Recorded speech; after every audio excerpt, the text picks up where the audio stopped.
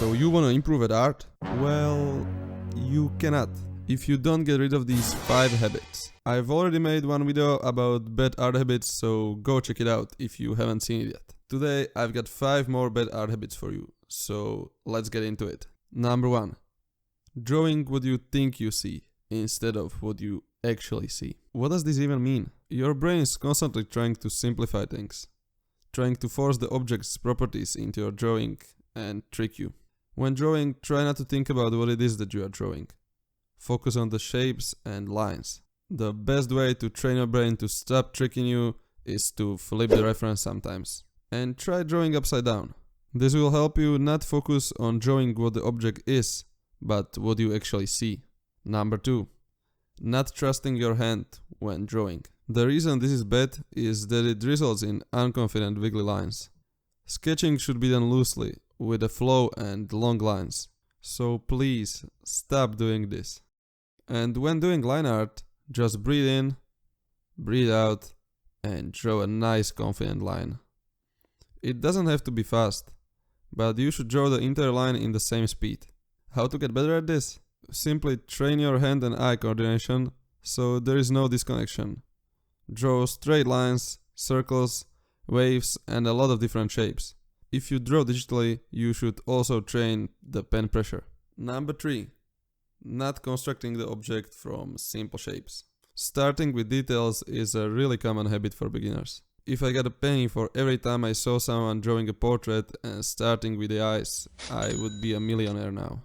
Focus on the simple shapes. Always start big and gradually move to smaller things as you progress to your piece, until it's finished. The overall shape is much more important than the small details. Starting with simple shapes also helps with perspective, proportions, lighting, and overall composition of the piece. Number 4. Not thinking about the light source. When starting a new piece, you should always ask yourself, where is the light coming from? Otherwise, you will end up with a piece where the lighting simply doesn't make sense.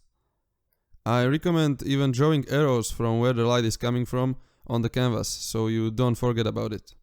If you don't want to think about the light source that much, just imagine the light coming from the front, or from you, and shade with that in mind.